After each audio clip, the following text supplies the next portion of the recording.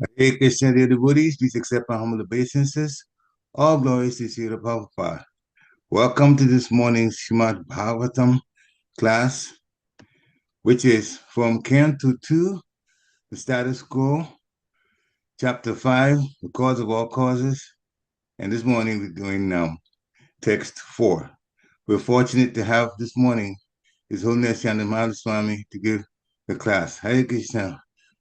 Hare Krishna Maharaj, please accept my humble obeisances. All glories to Srila Prabhupada.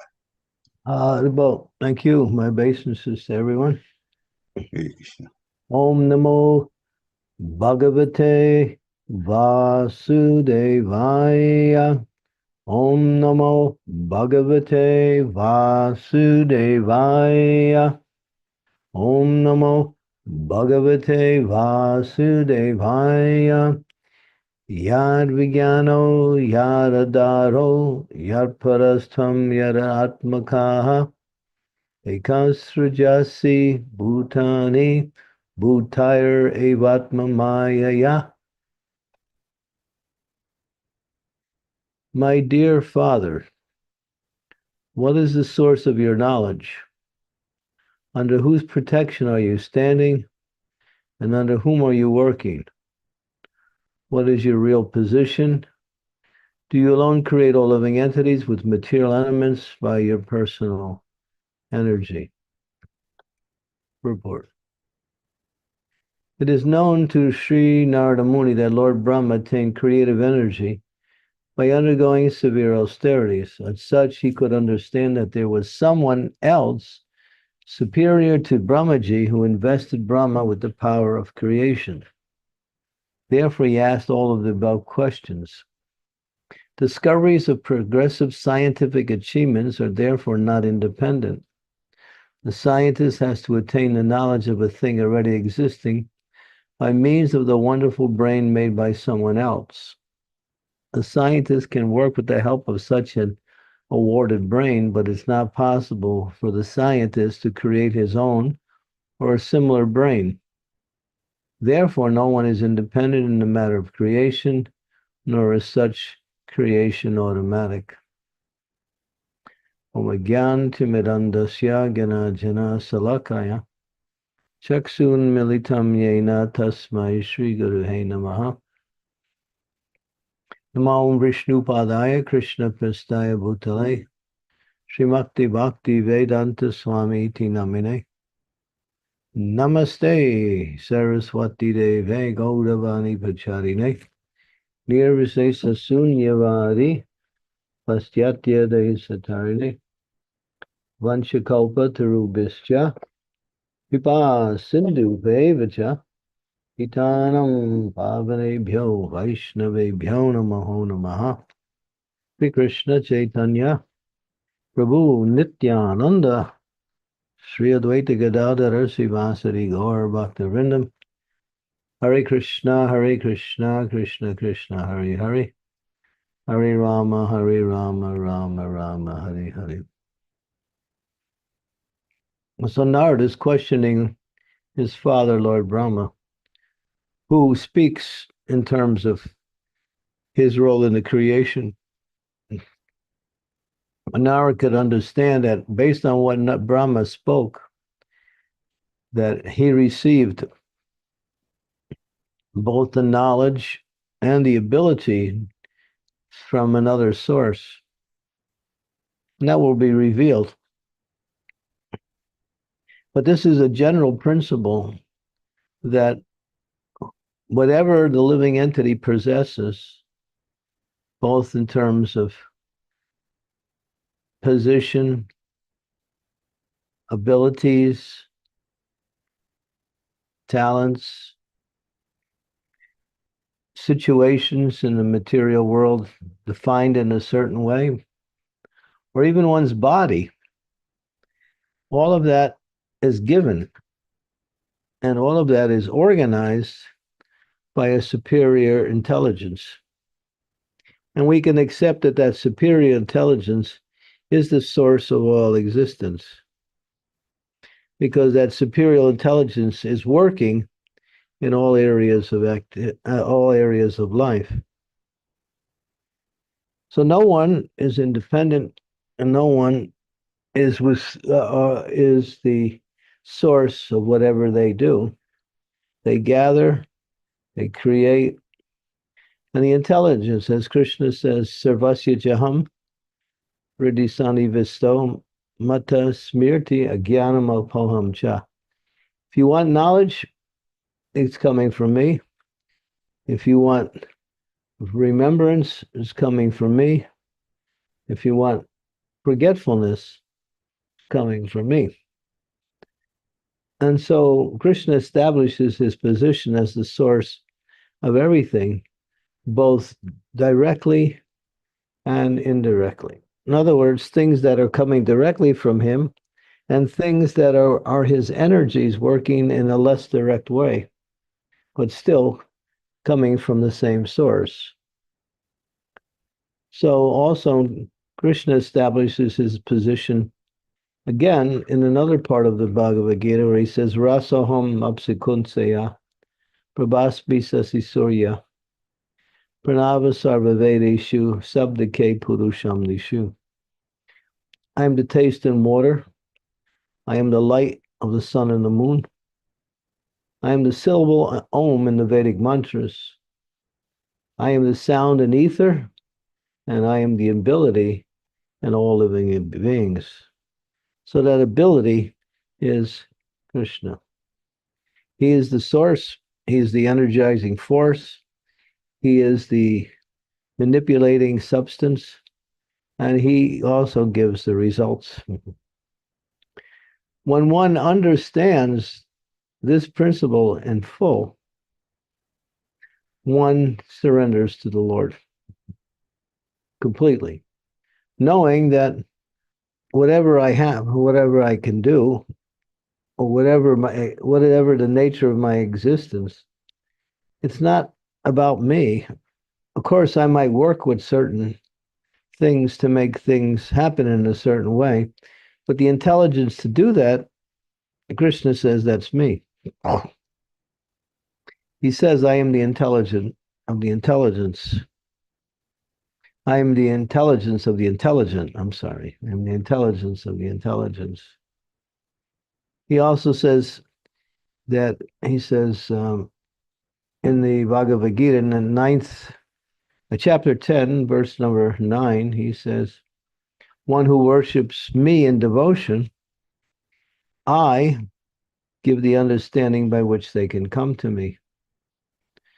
So one cannot approach Krishna, but one works according to the mood of bhakti as given in the Shastras and as explained by the spiritual master, then that force or that arrangement allows one to approach the Supreme Lord in devotion. In other words, he is the final say in everything. In the following verse, he said, I'm situated in the heart of all living beings, and therefore I direct the wanderings of all living entities according to their desire. So what do we have? What is our position? We have desire. We can desire in so many different ways.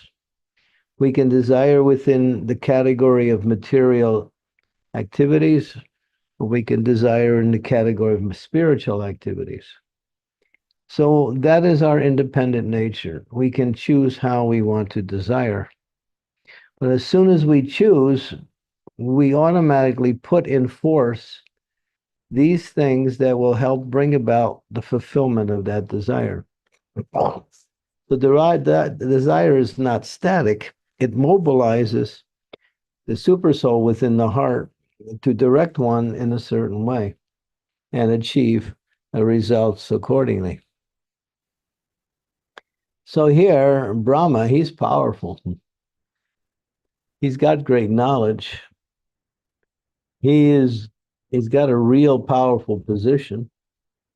He's a secondary creator. He's not the source of creation, but he is the one who takes the ingredients of creation and under the guidance of Krishna, arranges those ingredients in such a way that he formulates the 8 million 400,000 different bodies that the living entities inhabit.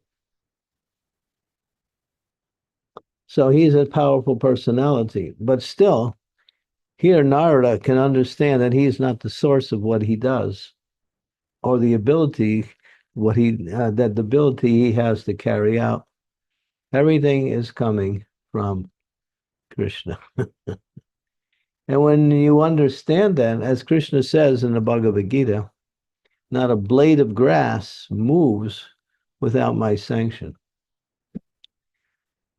If Krishna wants, he can stop everything. If Krishna wants, he can fulfill everyone's desire. If Krishna wants, he can make the whole world Krishna conscious in one moment. He's so powerful and so complete in his power and his influence that there's nothing outside of his capacity. Even the things you can't think of, he can do. He is so great. So when you understand that, how do you understand it?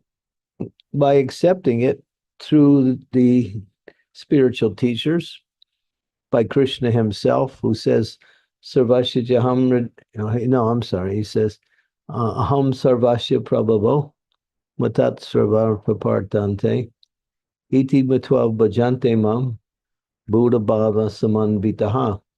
I am the source of all spiritual material worlds. Everything comes from me. The wise who know this engage in my devotional service and worship me with all their heart. So devotees are meant to be wise, means that they understand there is only Krishna and Krishna's energies. And all of Krishna's energies are simply working according to the will of Krishna. As it says, Parasya Shakti Vihaya Suyate Swabhaviki Jnana Balakriyacha. That these energies are working according to his will. When he wants something to happen, he simply desires it, and then the energies carry out that desire, and the results are in according to Krishna's direction. But he gives the living entity free will, and that free will is our desire to choose how we want to focus our activities and attention in life. And therefore, if we follow Krishna and we engage in devotional service to him and depend on him in every situation and worship him with devotion, then everything that the living entity requires to live and to achieve perfection in life is given by Krishna. So one who is intelligent will see, who am I? What can I do? If I don't, I have to work in a certain way, but say there's no electricity, how can I work? Or I want to go out and do something in the outdoors, but the rain comes and everything is changed. Or I want to go to a particular place, but I have to follow a certain route. And for some reason, I don't understand exactly how to get there. I'll wind up in some other place. So we're deficient, we're small, but we have desire, and that desire allows us independence. So the best use of independence is to use the independence to facilitate the Lord's desire for oneself by becoming Krishna conscious. Krishna just wants us to become Krishna conscious, or he wants us to become conscious of him. Because that is who we are. We are a pure spiritual being, and our consciousness, as in our purified state, is God consciousness or Krishna consciousness. In the covered, uncovered, manifested state of the material energy, we develop all sides of consciousness. We become wife conscious, husband conscious, children conscious, dog conscious, cat conscious, house conscious, money conscious, career conscious, food conscious. It goes on. But these are all adaptations upon the pure state of existence of the living entity's real consciousness, which is Krishna conscious. Therefore, Prabhupada, to illustrate it, says, the soul does not have to eat, but we take food because the body requires food. We are not the body. But on the spiritual platform, there's no question of eating food because there's no need to. The soul is fully nourished by its own existence due to its nature of being eternal, full of knowledge and full of joy. So therefore, what you'll see in this upcoming chapter, of course, the devotees who are following the Harrisburg program will see that Brahma finally admits to Narada that he is actually, his power is not his power. Hiranyakashipu thought, well, my son is defying me. Therefore, he should be punished because he's defying me. But then Hiranyakashipu was amazed to see the power of Prahlad. So he questioned his son, where do you get your power from? And Prahlad immediately responded, my dear father, the Surya Bhajya, or best of the demons, I get my power from the same place you get your power, from the same place everyone gets their power, from the same place which is the only source of power, Vishnu. Of course, Hiranyakashipu became more angry when he heard the response. But what Prahlad was saying is, even you, my dear father, who is very powerful, is getting your power from Vishnu. And he'll come soon and take it all away from you. So whatever we have and whatever we are, whatever we can do, and whatever situation we have arranged for ourselves based on our desire, it's all coming from Krishna through his energies. And on the spiritual level, it's coming through Krishna directly. If we want to serve Krishna, Krishna will make arrangements so we can serve him nicely. If we want to enjoy Krishna, then Krishna will not give us bhakti, but he will give us a chance to try to enjoy. He facilitates our desire. Of course, when he sees a devotee is really serious about attaining him, but at the same time still attached to the material energy, he may frustrate the devotee's desire to enjoy the material energy, and the devotee, realizing that that desire was not in line with his best interest, he takes up Krishna consciousness. So all of these considerations are actually the principles of existence. Therefore, devotee is happy. Devotee can be nothing else but happy because he knows all I have to do is serve the Lord.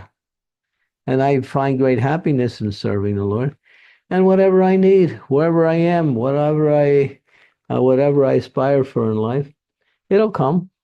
And if it doesn't come, then I didn't need it. So a devotee is happy because the karmis think they're the center. Each karmi, non-devotee, thinks I'm the center, and the world is arranged for my enjoyment. And I have to use my intelligence to figure out how best I can enjoy. And therefore, that's what they struggle so hard. But they can't be successful because the world is not geared for their enjoyment. It's geared for the enjoyment of this person who created it, Krishna. So if we facilitate Krishna's enjoyment by taking whatever Krishna gives us, we call it dovetailing. The tail of a dove points in two directions. That means you take something and that's being used in one way, and you use it for the service of the Lord. And then that dovetailing actually brings one to higher consciousness, and it also purifies the heart. So devotee is happy. They're happy chanting. They're happy taking prasadam. They're happy reading the books. They're happy associating with other devotees and sharing Krishna consciousness.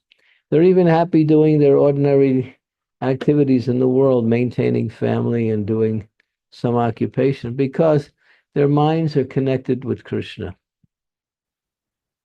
They know even my work is given to me by Krishna. I have a reason why I do it, because there's some need. Therefore, I do it.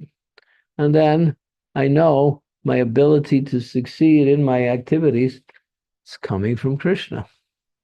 It's not like he gives success on the spiritual platform and on the material platform. Everything works according to the living entity's arrangement. No, the material energy is his energy. It works automatically under his control. And he puts it in place, and it works according to how the living entity wants to enjoy in this material world. Of course, no one can enjoy, but they can try to enjoy, and that's what's called material life. Material life is not enjoyment; it's about trying to enjoy. That's all. Because if everyone was able to be happy, the world has been going on for millions and billions of years, and you see the state of affairs today. Who's happy? People are killing each other. There's so many inebrities, so much bad activities happening in the world. If people are happy, they don't do that. Happy people don't create problems. Happy people make other people happy. So we can see by the example that material life does not bring happiness. If it was, the world would be very, very happy, because they've tried everything, and they're even trying this new thing now, trying to make robots instead of keeping people. They can't control people anymore, so they want to control situations through machines. And then they're making robots to replace human beings, thinking that'll be better, because these robots, they can't say no. Of course, they have no emotions either. So you can't love your robot. So all of these things are part of the frustrated attempt to become happy in this world, where they come up with newer and more foolish ideas on how to find happiness. And it just keeps going on, and that it never ends. But devotees know, hey, I chant Hare Krishna, I can find happiness. I have Krishna Prasadam. I got Bhagavad Gita. I got Srimad-Bhagavatam. I got many books I can read and study and learn about the nature of God, about the nature of the material existence, how it works. So much knowledge available, and it's given freely. And we also can perform different activities for Krishna, with both within the family and outside. Yeah. The devotees are happy because they know Krishna is there. Krishna is there, and he always protects and he always gives shelter to his devotees. Okay, can open it up for some discussion. Thank you very much, Maharaj, for a wonderful, wonderful lecture to the point. So many things that you talked about to help us to deal with the material energy with the right perspective, that Krishna is behind everything. So, devotees, this is the time to turn on your cameras. I'm going to stop the sharing and open up. If you have questions, if you have some realizations that really struck you that you want to share, please go ahead and do that. Unmute yourself and go for it. Hare Krishna. Hare Krishna Maharaj, please accept my humble obeisances. All glories to Srila Prabhupada. This is Anasuya Maharaj, and all glories to you. Welcome Hare home. Well, it's in the car still. Hey. I'm just leaving the temple, Marge. Marge, thank you for such a wonderful class. I was able to hear after 7:15 because I just got off the altar. But Marge, you made a very nice point, and I was just thinking about it, where Krishna, when a devotee is trying to practice Krishna consciousness, but at the same time, they are going through challenges in the material world and they get frustrated, and then Krishna makes them frustrated.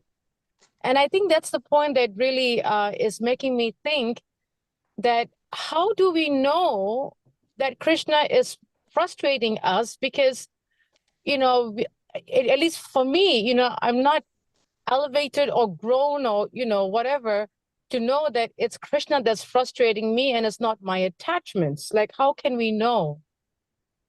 Well, from the highest platform, everything works under his control. He puts the material energy in place and it works according to his direction. So there's three modes of material nature. According to the nature of one's desire and the activity you perform based on that desire, you connect with one of the modes, either passion, ignorance, or goodness, or a combination of these three modes in different proportions. And therefore, Krishna, in one sense, is indirectly involved, but not directly involved. Indirectly involved because he set up the whole system. And if you don't work according to his plan, then we have the wrong desires and the wrong activities, and we get frustrated or we get overwhelmed, and we think, well, maybe I should just change my activities.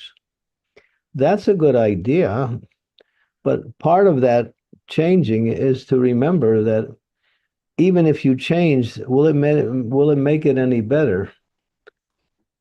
Because in the material world, success is not simply fulfilling one's desire. Success is to remember Krishna. So even if you're somewhat overwhelmed or unhappy with, if you simply remember Krishna, then things start to change. And he gives you the intelligence how to get out of your own situation. He says that I, dwelling within their hearts, destroy by the light of knowledge, the darkness born of ignorance. That's one of the main verses in the Bhagavad Gita, 10:11. Eva ham partam agyam agyana jam tamaha nasyayam yatma bhavasto jnana dipena basvata. I, dwelling within the heart, destroy with the shining lamp of knowledge the darkness born of ignorance. So when we're acting in the material world, we're under a certain level of ignorance, thinking that we are the doer, or thinking that by my intelligence I can somehow become successful in my activities. Even if you get some material benefit, what gain have you got? But even if you fail in your material attempts, but if you remember Krishna, then you actually performed an activity which is beneficial. So in our devotional service, we want to serve the Lord in the best possible way. And so we have to pray to Krishna and also seek his guidance on how best to serve. And we use our intelligence. We learn by experience. We learn what to avoid and what to accept.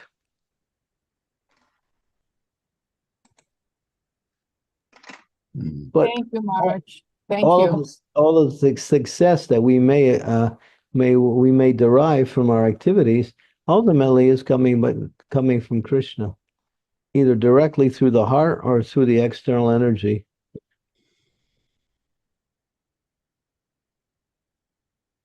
What can we do? We can only desire, and then by our desire, things start to manifest. So, Maharaj, should our attitude be that when we're trying to endeavor or desire or do something materially and something frustrates us and it's not going our way, that means Krishna is not letting it happen, right? Maybe. Mm. Maybe Krishna doesn't want you to have it, or he's frustrating your ability so you understand the importance of taking more shelter. So he uses the material energy to help us become more dependent on him by making our material life difficult.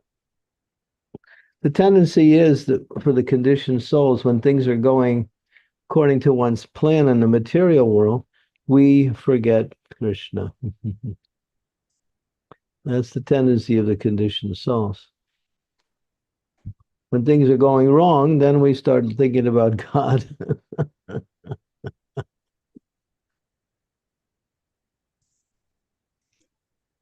So that's another way that Krishna will help us become detached from our attempts to enjoy this material world.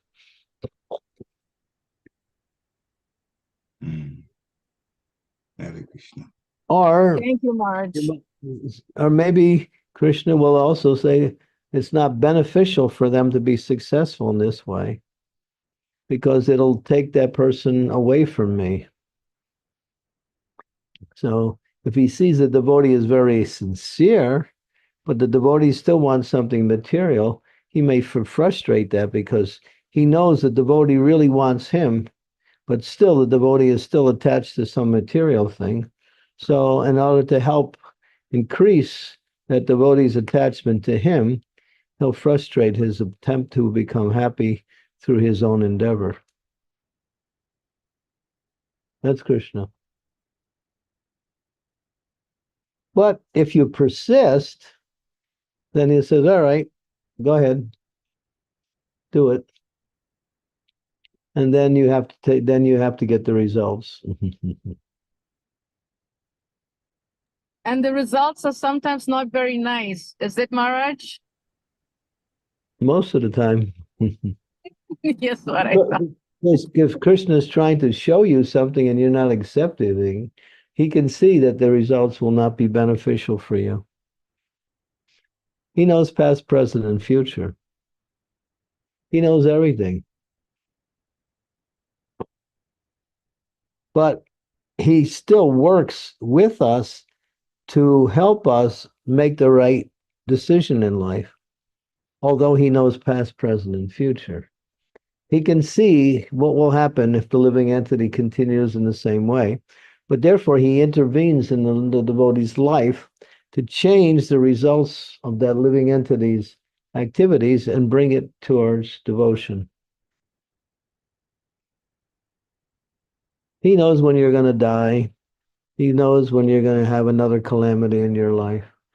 But he's always there to help you avoid these things through the scriptures, through the spiritual master, through your own intelligence when you accept his direction. And when you pray, he's your best friend.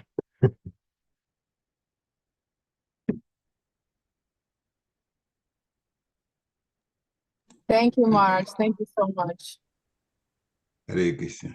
Sri Devi Mataji, you can go next, and after that, Krishna Kaviraj, and then Rasa Vinsini, in that order. Hare Krishna. Sri Devi. Thank Hare you. Krishna. Thank you, Parikshit Prabhu. Dear Hare Guru Krishna. Maharaj, please accept my humble obeisances. All glories to Srila Prabhupada. Again, a very wonderful lecture, Guru Maharaj. As you speak, we are just transported to another world and everything is wonderful. Everything seems so nice. But as long as I'm in the lecture, it's like that. or as long as I'm in Kirtan, it's like that. But take me out of these two places, and then material energy comes rushing, and I'm all at sea. So, how can we maintain this connection, this reality? This is the reality that we are part and parcel of Krishna, and he's always there, and he's always ready to help. How can we keep this connection intact at all times? He says, oh, he says in the Bhagavad Gita, become my devotee, worship me, offer your homage to me, and he says, remember me. So if you forget Krishna, then you're back down to where you were before. So if we learn something and then we forget it, then what's the bin? And then we make the same mistake because we forgot it, we get the same result. So if you could, just like this class, if you can take away one major point, one, not all of them, one, and make that point part of your consciousness, then that's success. Just one point.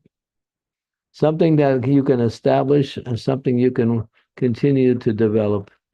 That's all you need, is just one point. Because our minds are Kali Yuga. We forget easy.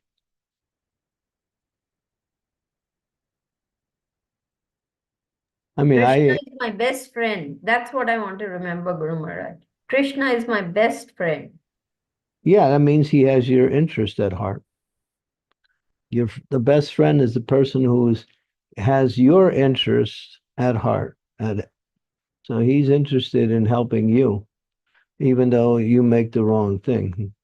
The child's doing the wrong thing, but the mother is concerned about the child's welfare, so it doesn't allow child to do that, but guides him in the right direction. So don't forget. If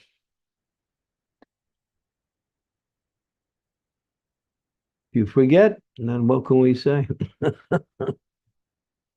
Thank you, Guru Maharaj. Hare Krishna. And sometimes when you want to remember something, just think of Krishna, and he'll remind you of what you need to remember.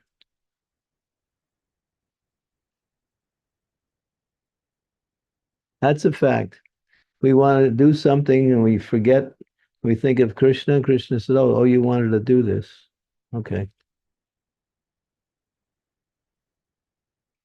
He says, "I'm source of knowledge, remembrance, and forgetfulness."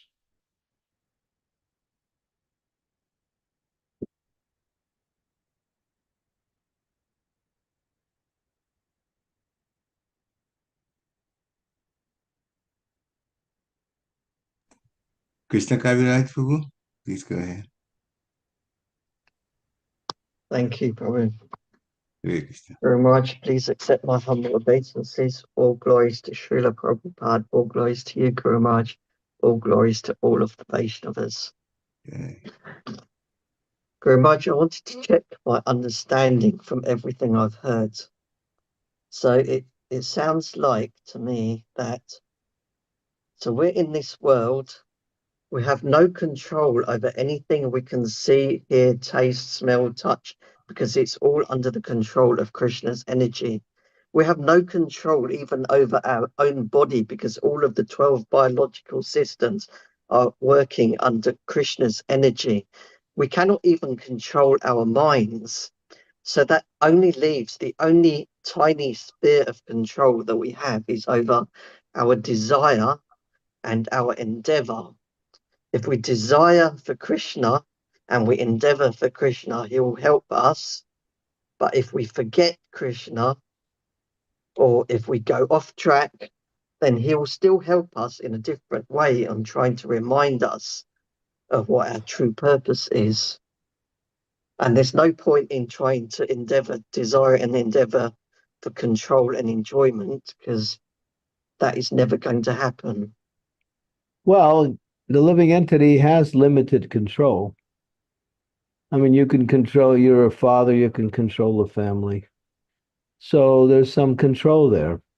But ultimately, if you want to be successful in the activities of controlling, then you have to take source from higher knowledge, higher intelligence. And that higher knowledge and higher intelligence comes from the Lord. But everyone has some control. We set up our little kingdom. We have our families, we have our little places where we want to perform our activities in this world. So we have some control, but we can't bring about the results of our activities. That we can't do. That comes from outside. We can't bring about happiness. We can simply try to control in such a way that we get happiness, but there's no guarantee there's going to be any happiness. And material happiness or success is simply another opportunity to forget Krishna.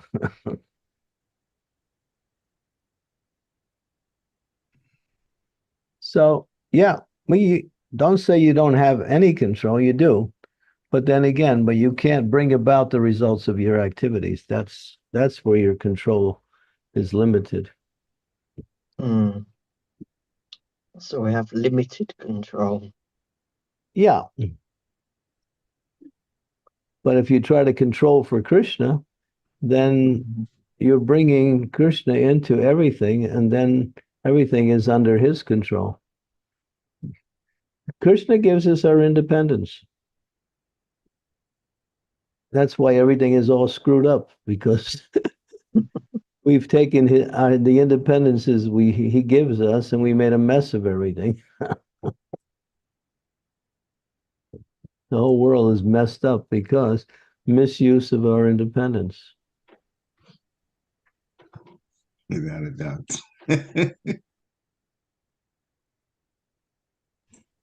Hare Krishna. Thank you very much. Hare Krishna. Rasa Vilasini Radha, Mataji, please unmute yourself. Go for it. Hare Krishna, Guru Maharaj. Please accept my humble obeisances. All glories to Srila Prabhupada, all praise to Krishna, all praise to the devotees.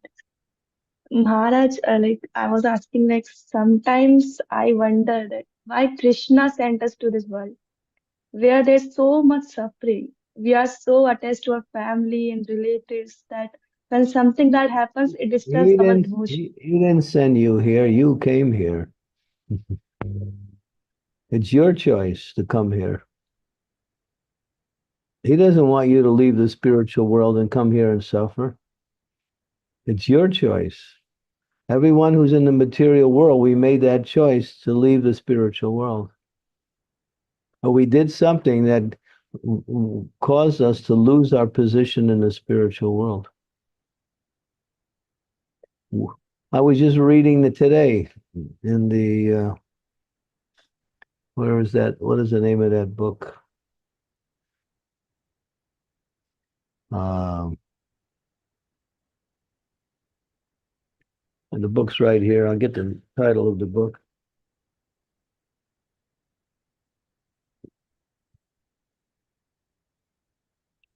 Sri Lagu Bhagavatam Rita by Rupa Goswami. It says that Krishna doesn't push anybody out of the spiritual world. We have the desire to leave, and therefore we're here. You might say, well, I didn't want to leave, but you did. That's why you're here. You can't remember. If you could remember, then you would, immediately start making plans to get back there. So even Jai and Vijay, they desired to come to the material world. It wasn't Krishna that forced them to come to the material world.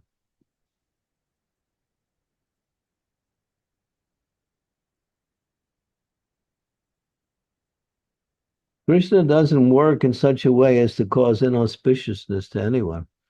But he fulfills our desires. And therefore, if we desire in the wrong way, then we're going to get a type of result that may not be very pleasant. So he didn't want you to come here. He wants you to get back. Guru Maharaj. Yeah. But you Actually, forgot. Maharaj, You- I was thinking like, sorry. Go ahead. Actually, Maharaj, I was thinking like, I'm not very intelligent. I'm literally very dull. Whatever little understanding, it's all due to your mercy, Maharaj. I'm understanding little bit. That's the thing, Maharaj. Because I'm very, very dull, Maharaj. You're very, very what? Dull, Maharaj. I'm not intelligent. Well, if you take the intelligence coming from Guru and Shastra and Krishna, then you become the greatest intelligent person.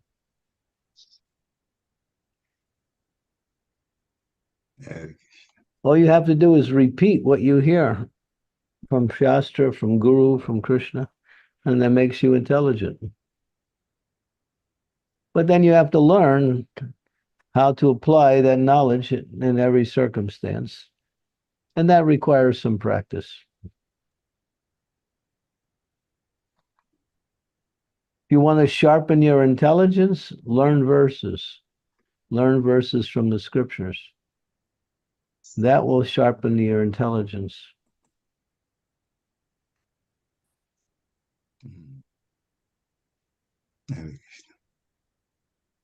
Thank you, Guru Maharaj. Hare Krishna.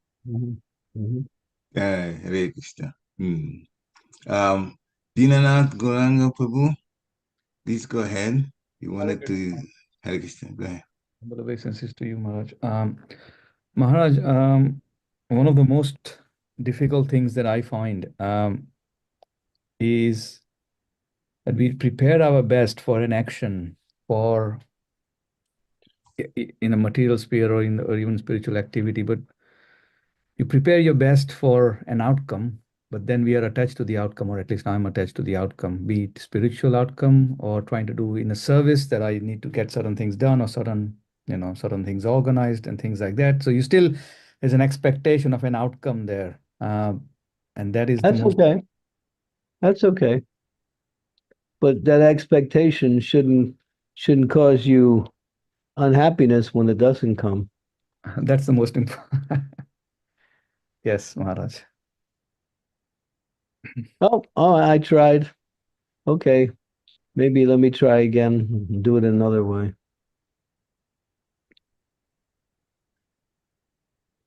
Yeah.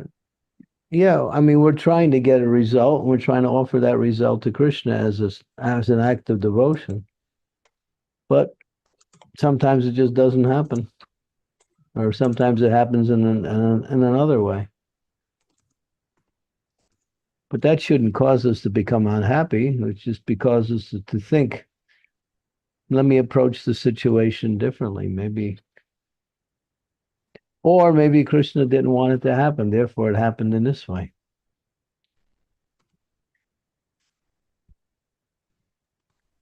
So Maharaj, more importantly, what I understand is when the results comes favorably, most importantly, unfavorably, is our steadfastness and equanimity of mind to take that outcome in a neutral way. Yeah, don't give up. You think you can reach success simply by every endeavor you perform? Sometimes you have to practice the service, how to do a particular service. You may have to learn how that service is best executed. That's practical knowledge.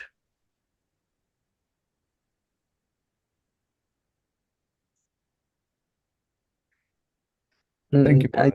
To use the example of in the material world, you're familiar with the sewing machine, right? Everybody knows what a sewing machine is. So there is a needle that you place in the machine, and the needle has a big hole in the top, and then you place it there. So Mr. Singer was the inventor of the sewing machine. He failed, I think, 1,000 times to make the machine. But he didn't give up. And then one night, he had a dream. And in the dream, he saw his head. In his head, there was someone was puncturing a hole in his head. And then he got the idea, oh yes, put the hole in the needle at the top. And then it was successful and the machine worked. That's Mr. Singer. That's recorded. This guy, I don't know, the one who started Google, I think it was Google or Apple, maybe it was Apple. He failed so many times. The one who started, what was the other one? One of those social medias. He failed so many times, but he kept trying until he got it. You mentioned this, Guru Maharaj. WhatsApp? Mark Zuckerberg, no? Yeah, he failed so many times. But he finally got it. So that's an example in the material world. But it works. So when we get a service, sometimes we just don't know exactly all of the parameters, all the diameters, all of the considerations. We practice, we learn how to do the service. Like when I teach people to do deity worship, I always have to tell them, hey, wash your hands before you start. And finally they get it, and then I don't have to tell them anymore. So in the beginning, they don't remember to wash their hands. They just go ahead and do the service. But then the service is not done properly because it's unclean.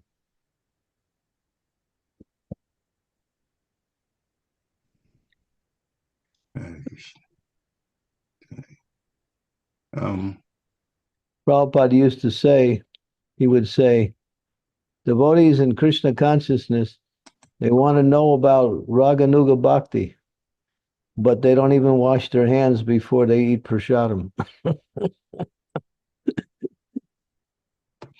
So there's basic things, how to live and how to do things that are practical, that have ways of working.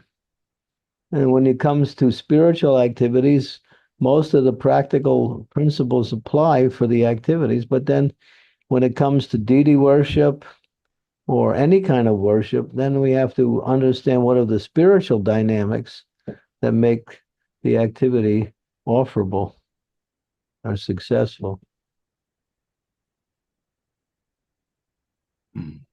So you have to learn. Don't be discouraged by failure. Thank you, Maharaj. If that's your instruction, if that's in line with the spiritual master's instruction, if you're doing something on your own, and something you choose to do, then you find yourself thinking, well, because I failed, because maybe I shouldn't have been doing that. Then you're in a quandary. Should I do it or should I not do it? But when you work under the guidance of superior authorities, then you can always continue to do it until you become successful in terms of the results. But in bhakti, the success is in the endeavor, not so much in the results. I want to please Krishna. I want to push on Krishna consciousness. So I'm accepting this service.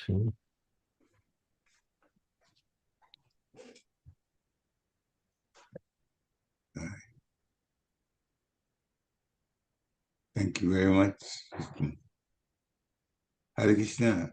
Simati, there is a question in the chat by Dhiraj Prabhu, but normally I know Maharaj likes the questions from the devotees, and so you go first, and after nobody else raises their hands, then we'll ask that question from the chat. So Simati Mataji, please go ahead. Hare Krishna. Thank you, Prabhuji. Hare Krishna, Guru Maharaj. Please accept my humble obeisances. All goes to Shri Prabhupada. Guru Maharaj, in one of the lectures of Srila Prabhupada, he was mentioning about you got this body because you are predestined to have this much of happiness and distress. So don't worry about it and just go on. So how to apply this in practical life, Maharaj? So because we are conditioned, we always think about getting happiness or relaxing or using this body into sense enjoyment and all that. So yeah, as soon as you take up Krishna consciousness, your material happiness and your material distress are automatically mitigated. So Prabhupada's talking under the influence of the material energy. So people in the material world are always trying to change their position or do something different to increase their happiness and decrease their distress. But the devotee doesn't worry about that. He simply engages in devotional service. And then you'll increase your happiness and you'll also decrease the misery that was destined for you to experience due to your previous karma.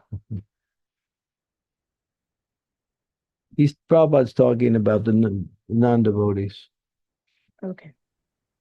Yes, tasyaiva pratita nako vidho na labhyate tad brahmata uparyada na labhyate anyasukam kalena sarvatra gambira ramhasa. So,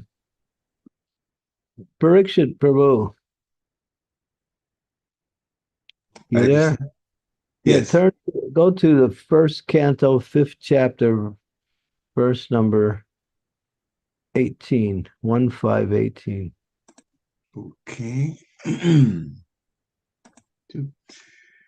1518. Yeah. Bhagavatam 1:5:18. Okay. And then let's come back. Krishna, Krishna, Krishna. Share. What? Asyaiva hetu pratite na ko vido na labhyate yad brahmata uparyada. Na labhyate dukanavam anya sukam kalena sarvatra gambira ramhasa. So there's 2 points here.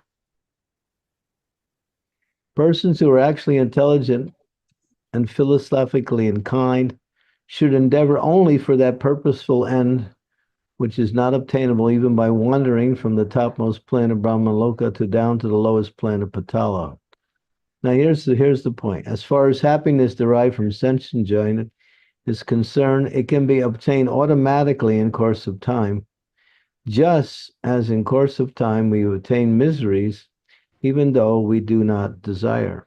So what is it saying? Happiness and distress will automatically come. You don't have to worry about that. But if you take the Krishna consciousness, then you automatically reduce the reactions of your happiness and distress, and you awaken the happiness of the soul's relationship with Krishna through the process of bhakti. And that's explained in the purport also. So, but the point is, don't worry about happiness and distress. If on the material level, sometimes it comes and sometimes it don't. But for a devotee, they don't worry. All they do is engage in devotional service. If Krishna wants to give me some distress, that's his prerogative, and that will help me become more serious in my devotional life.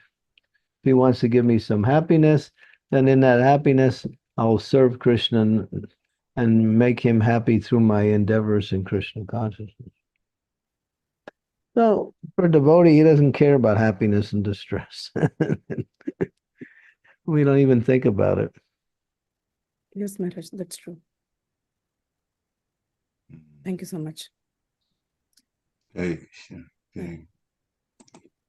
There is a question, Maharaj, in the chat by Dhiraj Prabhu.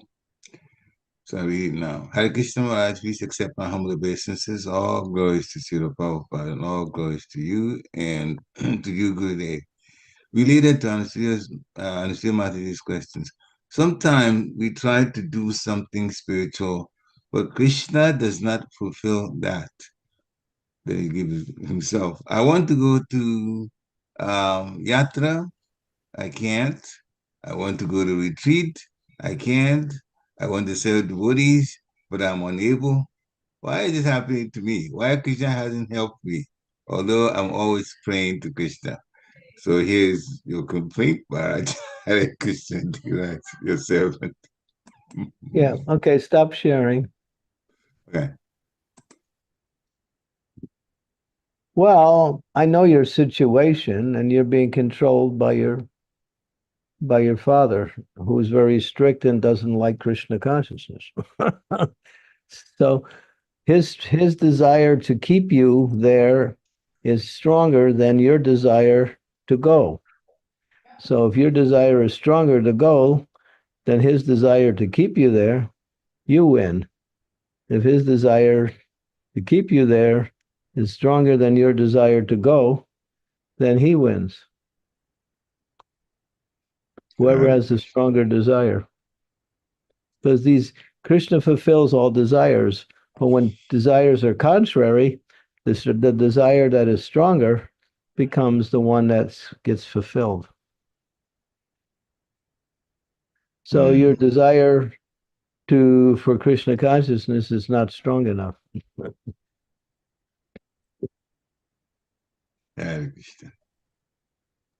Make your desire stronger. That's all. Thank you, Maharaj. I'm trying, Maharaj. Sometimes I feel frustrated too, but I'm praying, I'm trying everything, but I'm unable, Maharaj. Like right now, the situation Because of cannot your take that. because of your health, you're saying? Yeah, health and family is also strict more, right? Because he's saying take care of your health, this and that. So Just read about Prahlad Maharaj. He didn't listen to his father. And his father tried to kill him. Don't worry, your father won't try to kill you. He may not like what you're doing.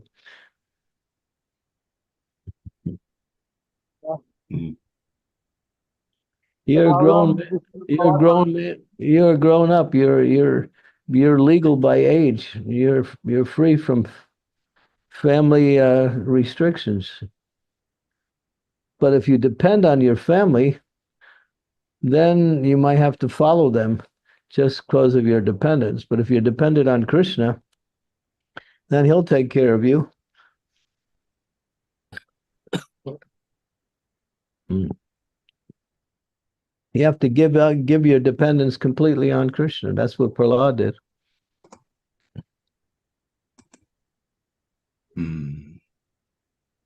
Maharaj, if I can share something, when you said that Prahlad Maharaj did not listen to his father, it reminded me of me. I didn't I didn't listen to my parents, and I left home because I remember in 92, I think, I don't know which, yeah, I think it was 92 is when I met Bhaktitirtha Swami the first time before I even got initiated. And he heard the whole, how controlling my parents were. My dad was like the tyrant. It went on. And he at the end, March, of the conversation, it was a 1-hour conversation.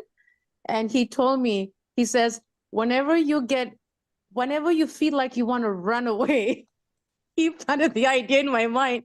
And whenever you want to get away, you can come to me and I will protect you with my M16. I will never forget that. Maharaj, I will never, ever forget that. And actually, Maharaj, as soon as he said that, 2 months later, I ran away. Yeah, Prahlad Maharaj would have ran away too, but he stayed so he could save his father. The only reason he stayed. Not that I'm telling the boys to run away, but I wanted to get away, and I went against my parents, and Krishna's mercy, my Gurudev accepted me only by his mercy. What does Bhakti Siddhanta Saraswati say? He says you should get angry for 3 reasons only. 1, you should get angry when you see yourself becoming lazy in devotional service. You get angry at yourself. 2, you should get angry at your relatives if they try to stop you from becoming Krishna conscious. And 3, you should get angry at the demons. So actually, if you become Krishna conscious, Dheeraj, you're helping your father. He's hurting himself by not allowing you to practice Krishna consciousness. So you can actually do him some benefit by, asserting your independence. You can come to Mayapur. No.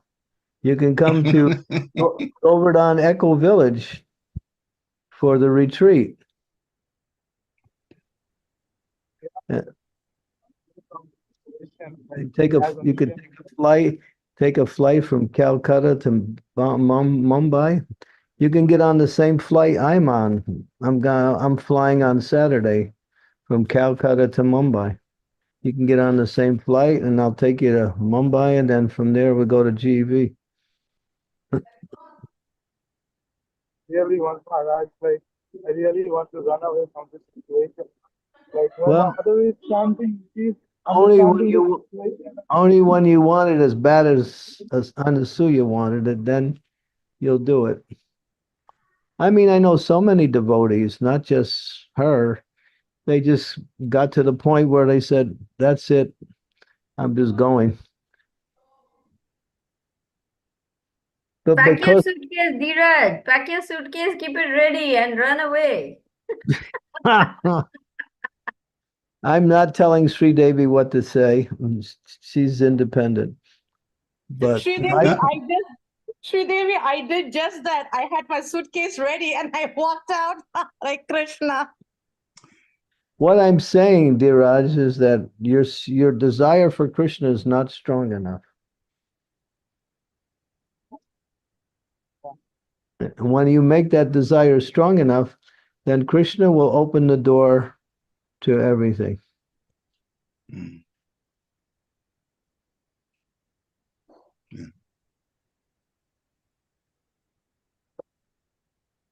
So make your desire stronger.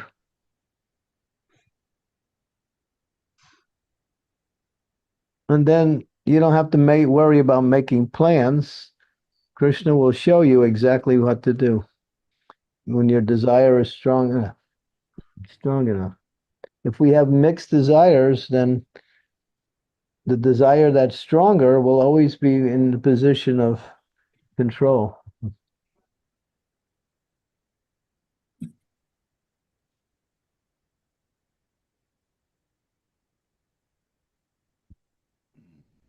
Okay, Nitya Gopal. Nitya Gopal, yeah, go ahead. Hi. Please accept my humble obeisance. All goes to Srila Prabhupada. All goes to all devotees. Thank you for such a wonderful lecture. I was just pondering on the thought, Maharaj. Final say is on the Lord's sanction or one's desire. Say that again. The final outcome of anything is on the Lord's sanction or one's desire. Well, in the material world, you work under his material energy. In the spiritual realm, you work directly under his spiritual energy or him directly. So material activities are subject to the 3 modes of material energy.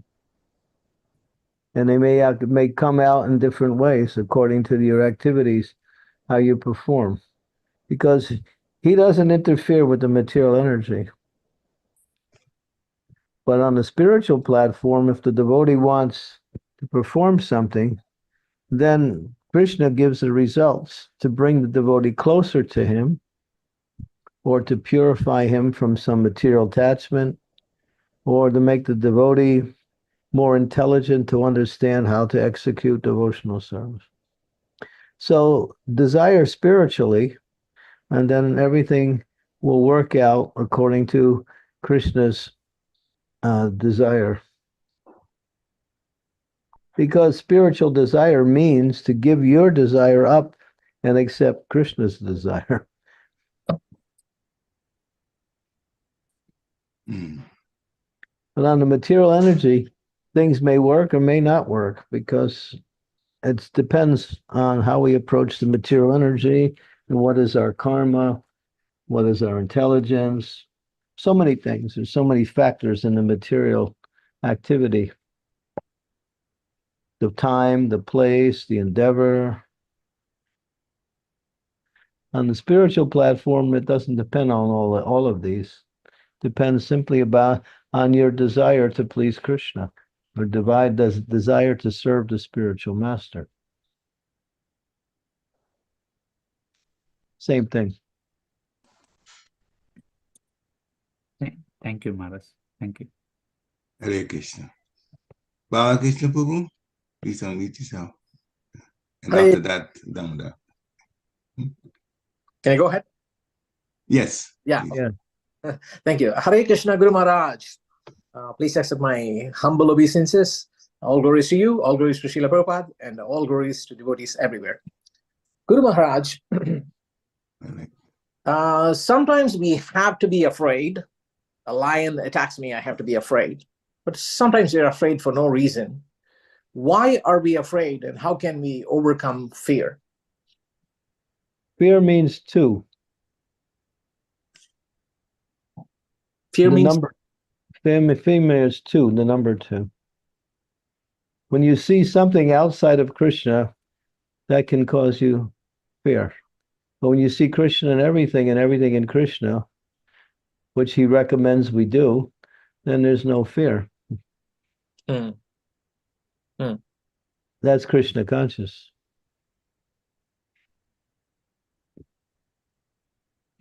But there is a thing called healthy fear, and that's something we should adopt. What is that healthy fear? I'm afraid of falling into the material energy. So therefore, because of my fear of getting trapped by the material energy, that inspires me to take more shelter of Krishna, more worship Krishna even more. So we call it the healthy fear of Maya. That is acceptable. But material fear means to see something outside of Krishna, because everything is working under his control. wonderful, Maharaj. So we should have fear of getting trapped by the material energy. And that fear inspires us to take more shelter of Krishna. Wonderful, Maharaj. I'll try to keep that in mind. Yeah. Prabhupada used that example himself. He said, I'm always praying not to fall into Maya. So here's the spiritual master. Yeah. He's saying, I'm also praying not to fall into Maya. Because he knows, the thing about the spiritual master, he knows how powerful Maya is. She's very powerful. Shristi, Sisti, Palaya, Sadayega, Chayeva, Vivati Durga, Ichana Rupa, Yasya Tejate Sa, Govindamari Purusham, Tamaham Bhaja. She is the shadow of Krishna. So she's very powerful, Maya, extremely powerful. So we should be careful not to get trapped or work in such a way that we get, caught up in the material energy. So there's a little fear that's necessary, just like when you're working with, say you're working with fire, you have to be very cautious. Or if you're cutting with a knife, you have to be very attentive. Otherwise, there could be some accident. And so when we're working with the material energy, we have to be careful not to get trapped by that same energy. So that fear is healthy. But then general fear is that there's something outside of Krishna which is working, but that's an illusion. Hare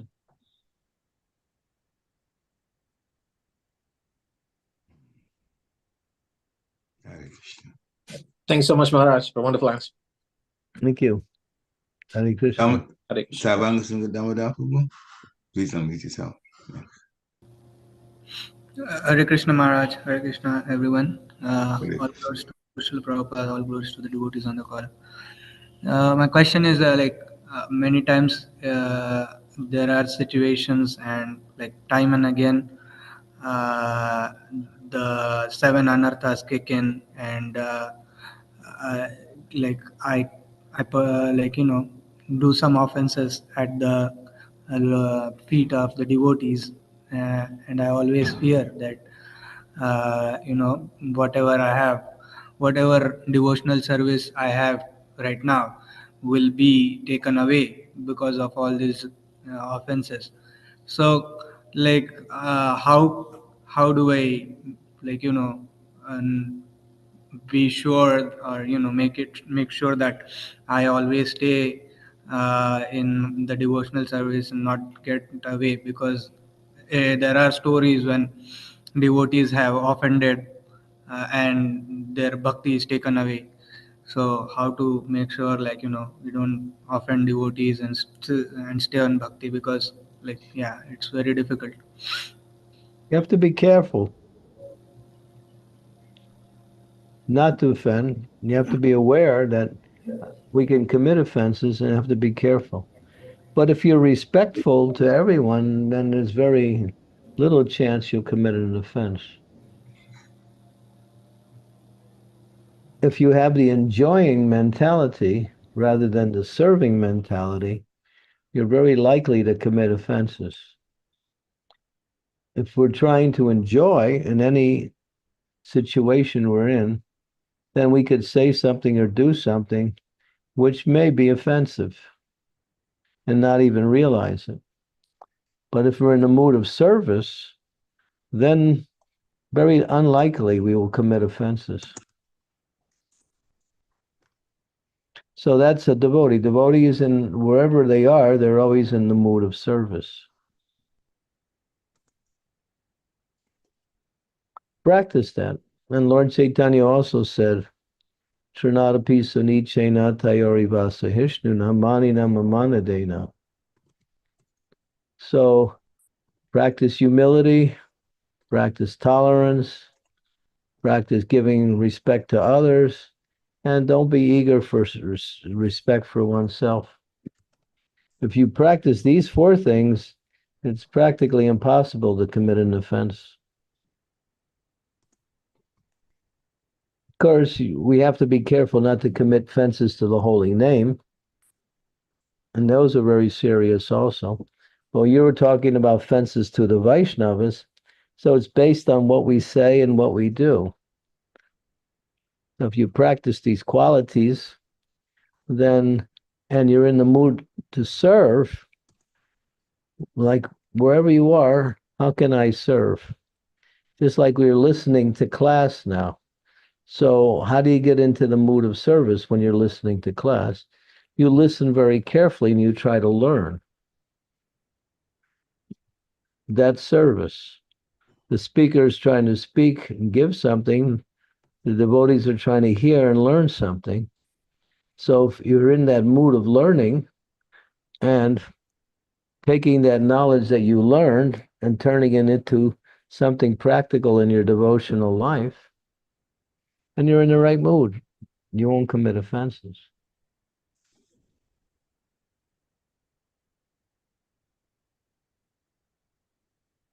Hare Krishna Maharaj, thank you.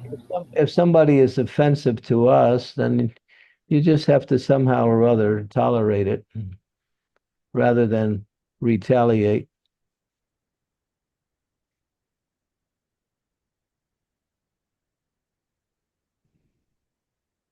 Hare Krishna.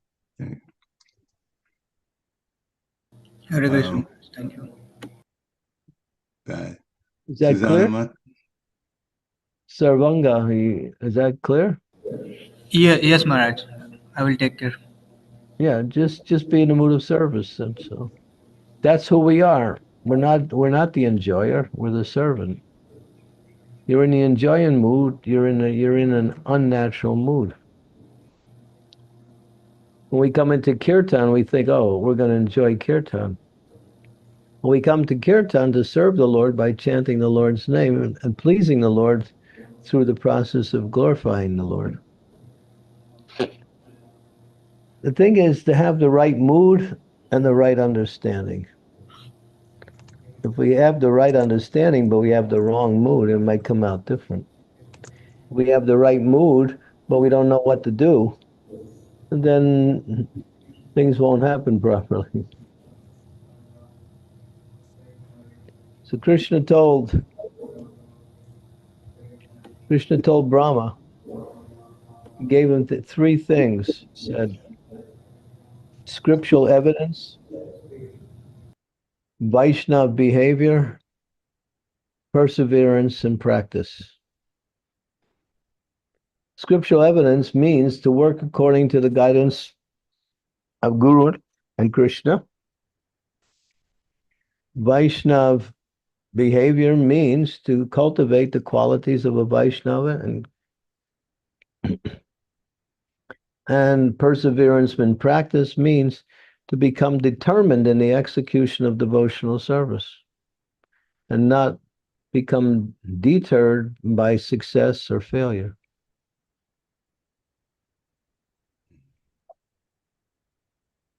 Krishna summed it up in three things. But we lack determination. And maybe we don't have proper scriptural knowledge. We don't know how to behave in all situations. Therefore, Bhakti Charu Swami put together a nice book. It's called Vaishnava Etiquette. How to behave in different circumstances. What is the activities, what is the mood of a devotee in different situations they find themselves in? All this is there. If we don't learn it, and then we make a mistake, and then we wonder why we're losing our enthusiasm. So why did Prabhupada write all these books? Just to become a great author? No, he wrote them to teach the devotees how to practice Krishna consciousness.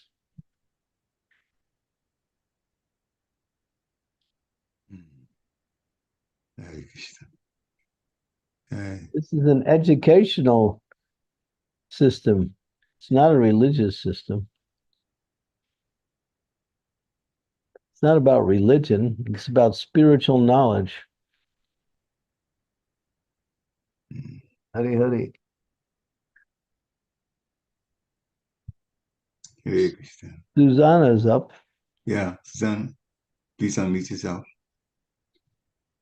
Hare Krishna Maharaj, please accept my humble obeisances. All glories to Srila Prabhupada and you, and all the devotees present.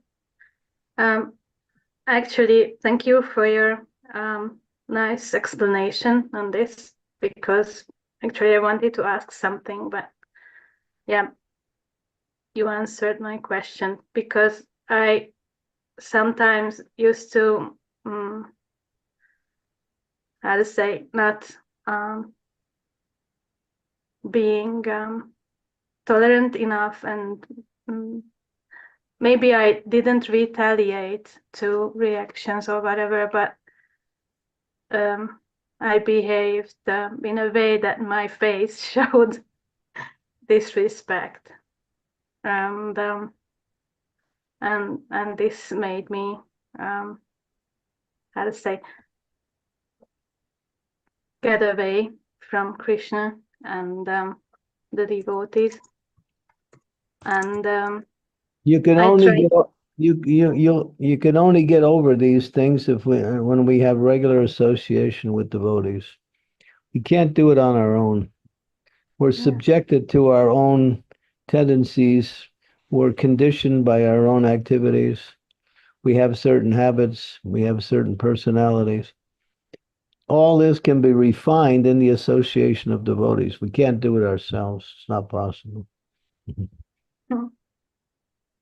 I became attached to different services, and I didn't want to do anything else but those services only.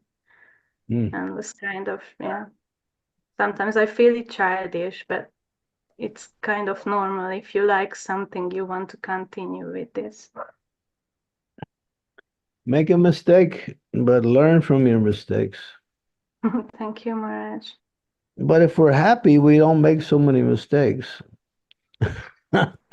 Krishna consciousness is about being happy.